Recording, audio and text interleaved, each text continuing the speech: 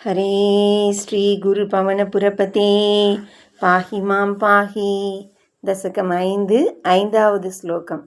तत्र असौ त्रिगुण आत्मकः अपि च महान् सत्त्वप्रधानः स्वयं जीवे अस्मिन् खलु निर्विकल्पम् अहम् इति उद्बोध निष्पादकः चक्रे अस्मिन् सविकल्प बोधकम् अहं तत्त्वं महान् खलु असौ सम्पुष्टं त्रिगुणैः तमः अतिबहुलं विष्णो भवत् प्रेरणात्.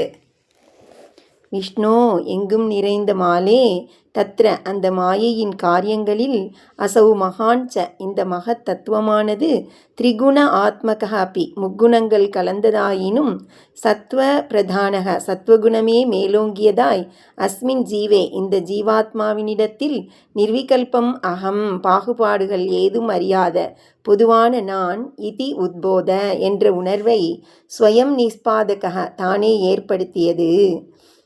பவத் பிரேரணாத் உனது தூண்டுதலால், திரிகுணைஹி சம்புஷ்டம் முக்குணங்களால் நிரம்பியதும், தமஹ அதிபகுலம் தமோகுணம் அதிகமுள்ளதும், சவிகல்ப போதகம் அகம் தத்துவம் தனித்தன்மைகள் நன்கு உணரப்படுவதுமான அகங்காரத்தை, அசௌ மகான் இந்த மகத் தத்துவமே, அஸ்மின் இந்த உயிரிடத்தில் இவ்வுயிரினிடத்தில் சக்ரே கலு உருவாக்கிற்றல்லவா.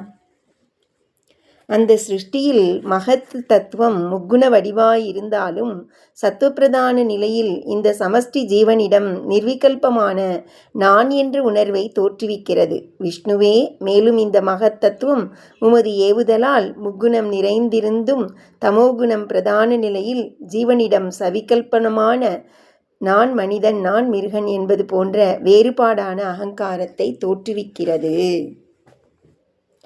தத்ராசௌ திரிகுணாத்மகோபி ச மகான் சத்வப்பிரதானஸ்வயம் ஜீவேஸ்மின் கலு நிர்விகல்பகமஹமேத் உத்போத நிஷ்பாதக சக்ரேஸ்மின் சவிகல்பபோதகமஹத் தத்துவம் மகான் கல்வசௌ சம்புஷ்டம் திரிகுணைஸ்தமோதி பகுலம் விஷ்ணோ பவத் பிரேரணாத்.